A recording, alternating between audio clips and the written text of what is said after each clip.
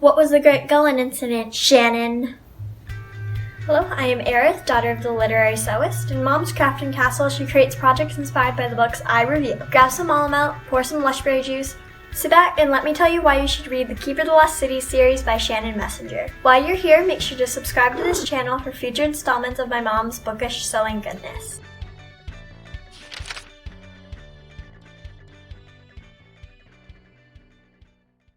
There's a world where humans live. Fires burn, people die. But beyond that lies those who hide themselves from everyone else in the lost cities. All the mythical places you've heard of are real. Atlantis, Shangri-La, all of them. But not in the way you'd expect to. In fact, they're inhabited by several intelligent species. Dwarves, goblins, ogres, trolls, gnomes, and elves. All live in peace and near perfect harmony, until rebellions begin to spring up, threatening everything. Our main character, Sophie Elizabeth Foster, is an elf, raised among humans. But she's just not a normal kid. She is a telepath, someone with the rare ability to transmit and read the thoughts of others. She thought she was the only one who could do this, until the day she meets a boy named Fitz Vacker, who can do the exact same thing. He tells her the truth about being an elf, and that they've been looking for her entire life. Now Sophie's life is changing, from being an ordinary teen girl to being an elf. She has to learn to adapt, with many obstacles along the way, from grumpy counselors to fire-loving dinosaurs, all while enduring the many hints that she is part of something bigger, something deeper than she could ever imagine. This book series really isn't like anything else I've read. It's very different and it's very unique.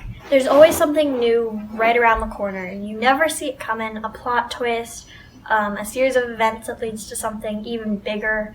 It's really interesting how you can never tell what's going to happen next. The title of each of the books actually ties everything together quite nicely. Each title represents something important about the book. The book covers also do a good job representing something from the story.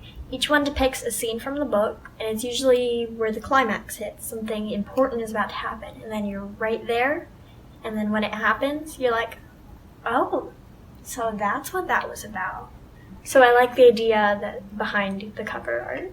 The characters from this book really were believable and relatable. Some of them had problems where you really just wanted to be there. You felt like you were there.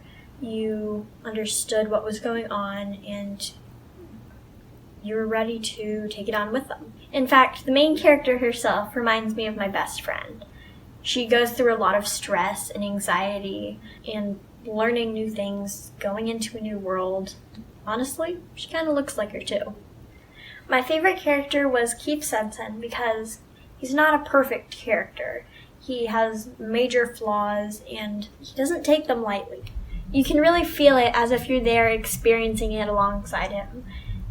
And you can connect and understand why he's feeling that.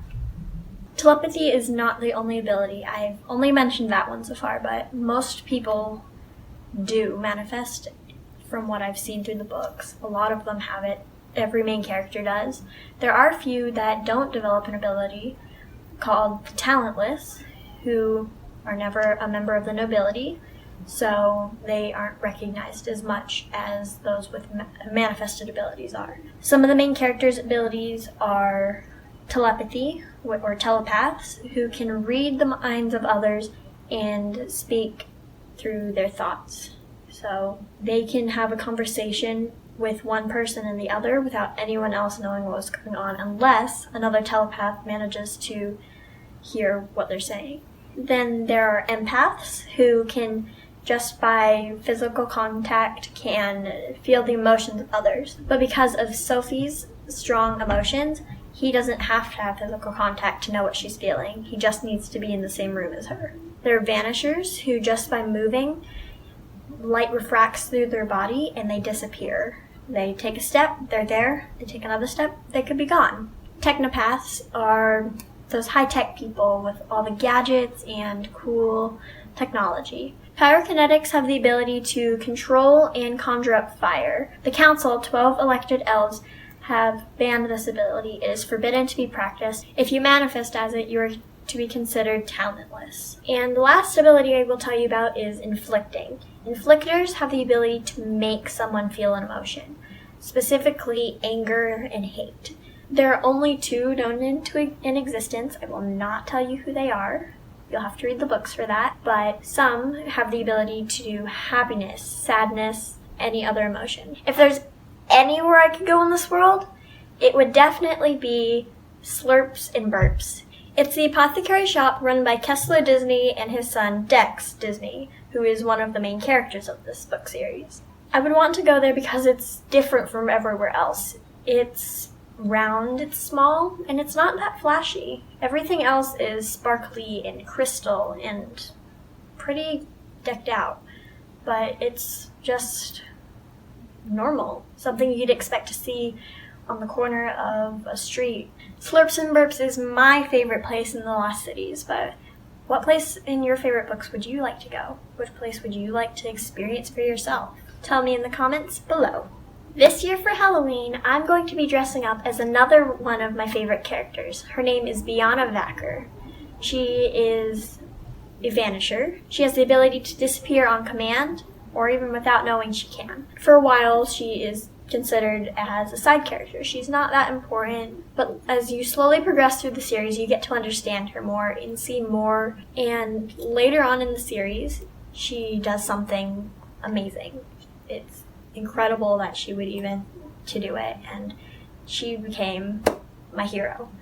So this year for Halloween, I wanted to dress up as Biana because I think she is awesome. So thank you, Mom, for making my Halloween costume for me, and I can't wait to see it. Open crafting castle for business. You keep trying to fix everything, Sophie. You even fixed Exilium, but you can't fix me.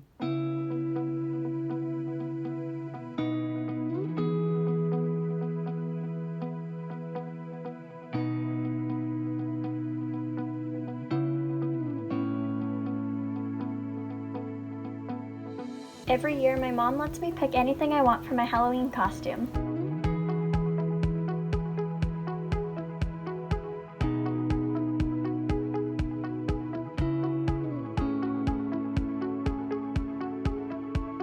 She gives me choices with patterns, fabrics, and colors.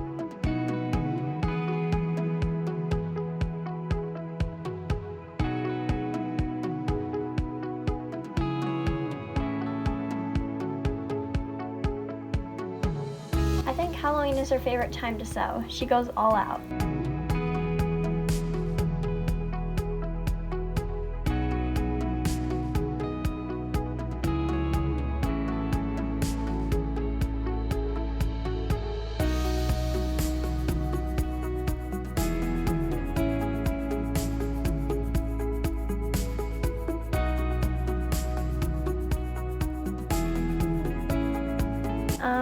Does she always do this much clipping when she sews?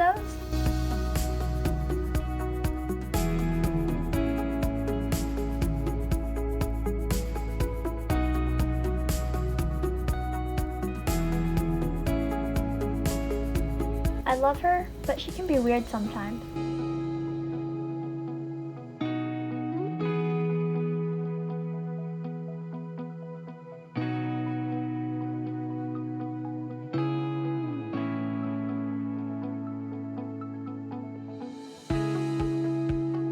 This fabric was so pretty when it came in. It's silky soft too.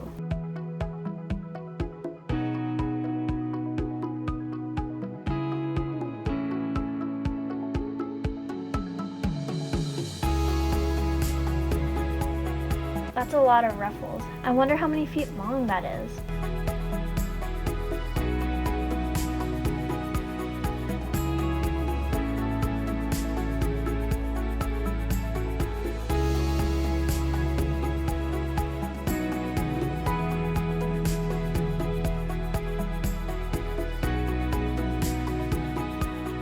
Ooh, looks like it's almost done.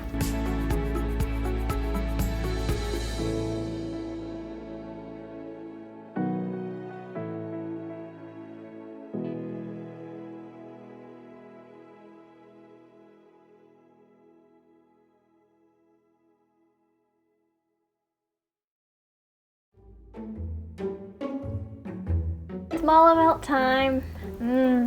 I'll have Mom put the recipe link in the comments for you.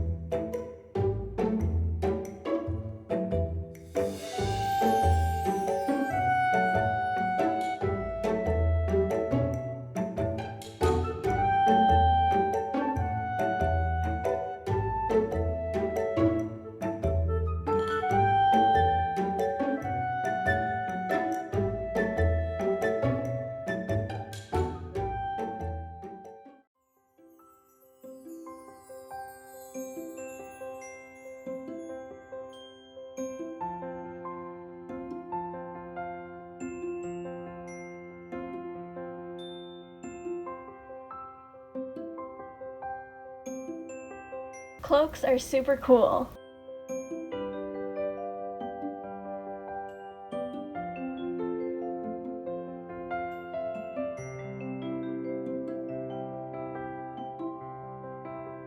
Mom had to adjust this pattern. It was apparently made for someone 6 feet tall.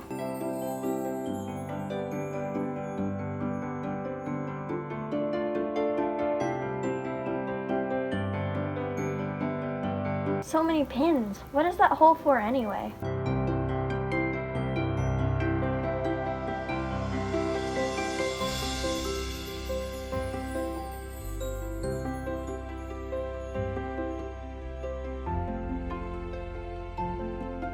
Oh no, Mom has the seam ripper out.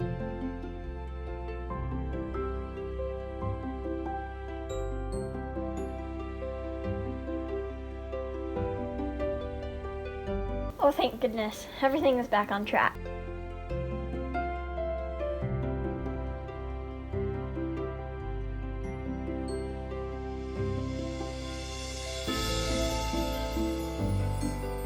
I wonder if I can wear this cloak every day.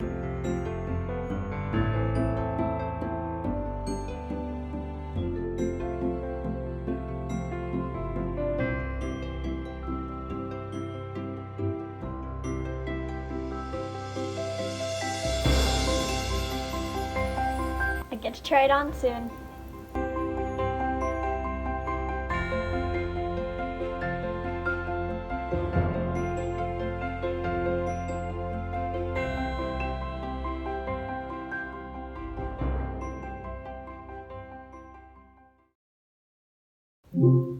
Power down, Crafting Castle.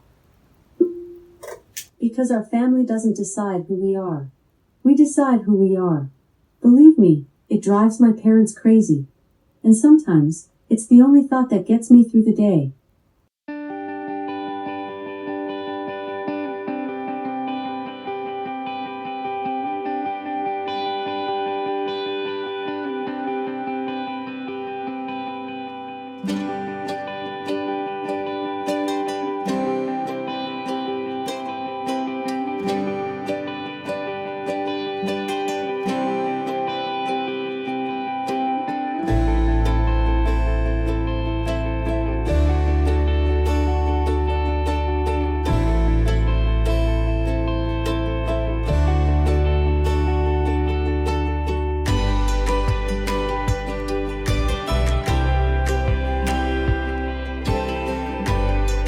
I'm going to give this series a 5 out of 5 stars. It was incredible. I loved it.